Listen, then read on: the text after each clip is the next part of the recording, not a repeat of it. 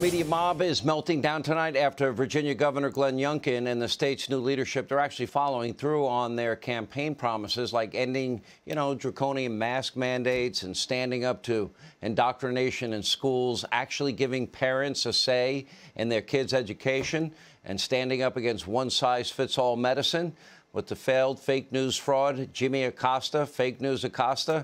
Well, this is somehow similar to the former Soviet Union. Take a look. In office in less than 2 weeks, and Governor Glenn Youngkin has already set up an email tip line for parents to report teachers for teaching, quote, divisive subject.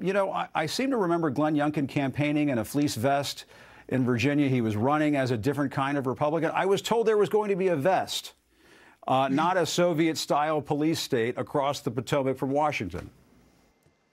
There's fake news. Acosta, Soviet-style police state? Giving students and parents freedom whether to mask is actually, Jimmy, the opposite of a Soviet police state. Embracing freedom of thought, standing up to left-wing propaganda, indoctrination is literally the opposite of a Soviet police state.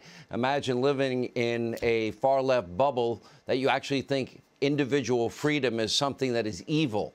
But, of course, it didn't stop there. As extreme far-left singer John Legend, he's now calling on his followers to flood a new Virginia tip line for parents to blow the whistle on CRT being taught in schools. The leadership in Virginia, they're standing strong. They're doing what they said they would do. Here with reaction, the Virginia Attorney General Jason Miyares is back with us.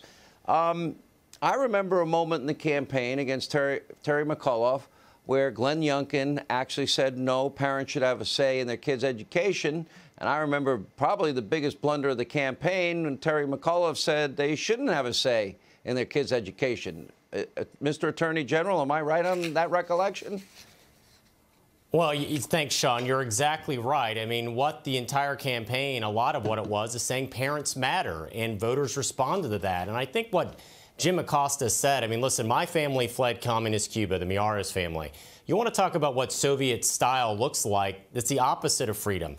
I mean, my mother has distinct memories of being forced to take classes in Marxist-Leninism, of seeing her brother, my uncle Angel Miyares, getting arrested in the middle of the night by Castro's secret police with no due process, no sense of Bill of Rights, of seeing their family home nationalized, all in the name of fairness and equity. So clearly Jim Acosta maybe needs to take some history classes of what Soviet-style communism actually looks like, and that's the opposite. What we have said is parents matter. Listen, if you're a parent, Sean, and you want to mask your child for 6, 7, 8 hours a day, you absolutely have that right. That's your individual decision.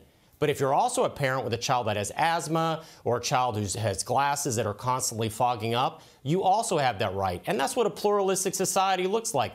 Recognize other people are going to come to different conclusions. And by the way, when you reference Terry McAuliffe, the Code of Virginia says parents have a fundamental right to the upbringing and well-bringing of their children. And the great irony of all this, Sean, is in Soviet-style communist states like Cuba, the state diminishes parents. They say your loyalty is to the state and parents have less control. This is about parental empowerment. This is exactly what you just said. This is what freedom looks like. Let's parents make these decisions, not a one-size-fits-all for everybody in every school. And that's exactly what we're doing, and that's what we're standing with parents against these far-left school boards that are ignoring the voices of the parents. And the governor made a promise he would end critical race theory being taught in school. Now, maybe I'm old-fashioned. I went to 12 years of Catholic schools, and I had a uniform every one of those years. And I don't know, we pay more per capita per student than any other country in the industrialized world to educate our kids. We come in anywhere between 37 and 42nd worldwide. We're not getting any bang for our buck.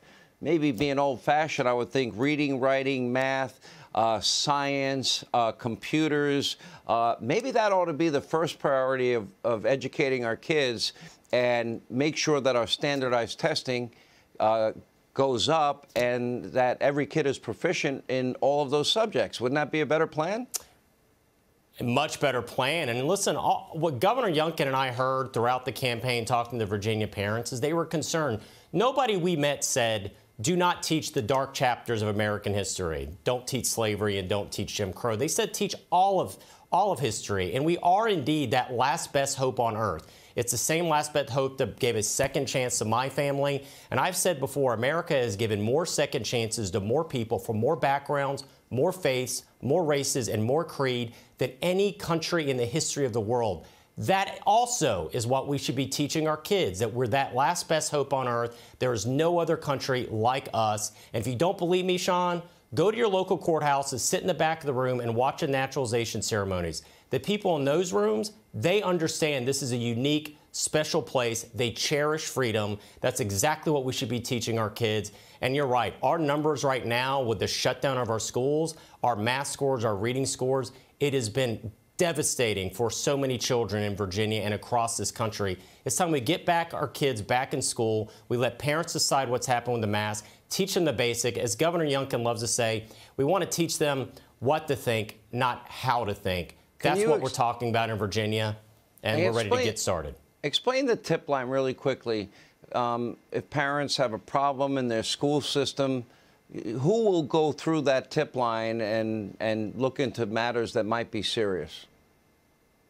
Listen, all this is saying is parents have a right if they find out there's something that's really concerning them, and we're seeing school board after school board in Loudoun and all over that candidly are just ignoring parents' voices. They're not allowing them to speak. In some cases, parents are getting arrested. We're saying, listen, we believe in accountability and transparency in government. That's all we believe in. And the idea is allowing parents to have a voice, one more voice, where they can actually express their concerns. And so that would obviously go to the Youngkin administration. But the whole idea of this is parental empowerment. And if school boards are ignoring their parents, we're going to try to give them as many avenues whatsoever. And this is no different than when school boards accept email solicitation of what's going on from the general public. We're just saying, listen, we just want to know what's going on. Give us the information. If you're concerned, hey, just let us know. This is about parental involvement and parental empowerment, and that's our goal here. All right. We appreciate, Mr. Attorney General, you being back with us. When we come back, proof the left is more concerned with Ukraine's border than our own. Plus, exclusive reporting from Sarah Carter and Julio Rosas exposing the Biden administration, what they really think about the crisis on our southern border. We've got an update you won't get anywhere else.